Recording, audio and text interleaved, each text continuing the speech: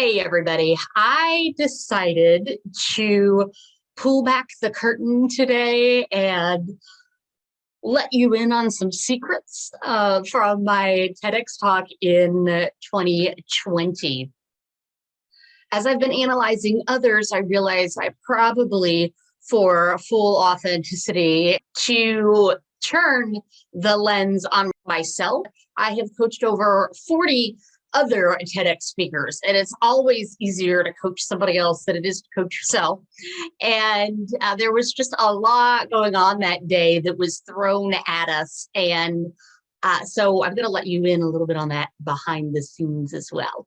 So stick around if you are interested in seeing me critique me. What if it were the year 2024? Was of course during the pandemic, so there was no audience.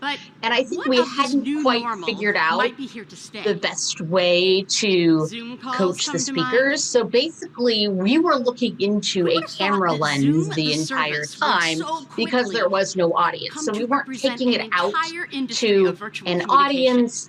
The other thing is, I said, what if it were 2024? Like, it's 2022. So already I've dated my TED Talk, which is unfortunate.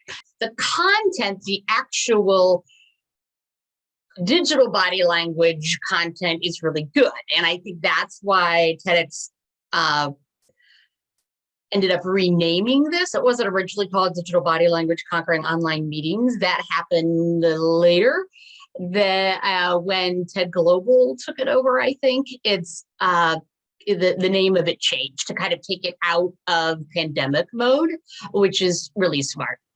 If this is of interest to you, either you're going after a TED Talk or you have a TED Talk scheduled and you want some coaching, let me know. I do this on the side just because people know me and know that I do this.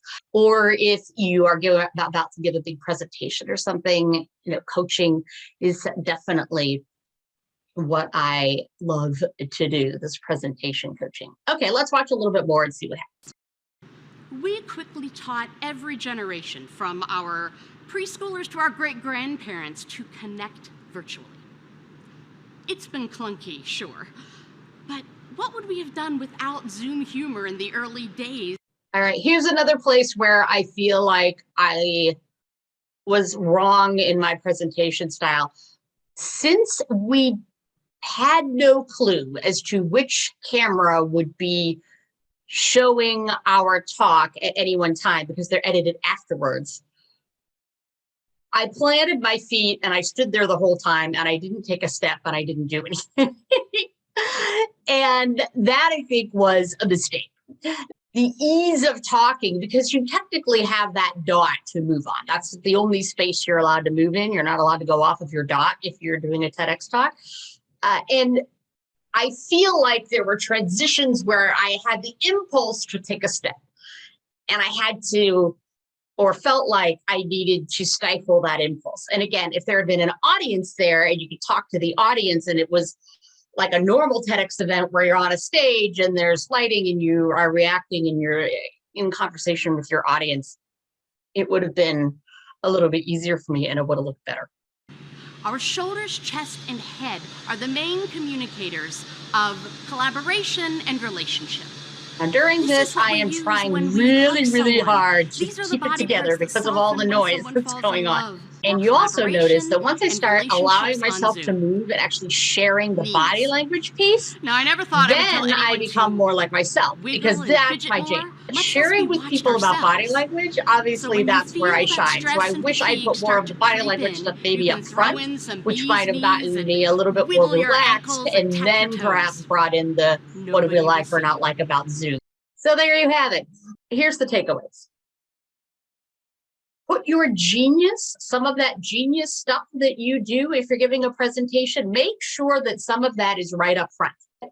Also, make sure that you are really clear, presenters out there. I always tell you to be really clear about the situation that you're going to be in. And this was hard because the TEDx team had seen the space. We had a picture of the space, but we certainly had no idea that there would have been unrest and massive gatherings and protests a couple days ahead of time, and we actually had to move our date. We were supposed to do it on the same day as the big protest ended up being.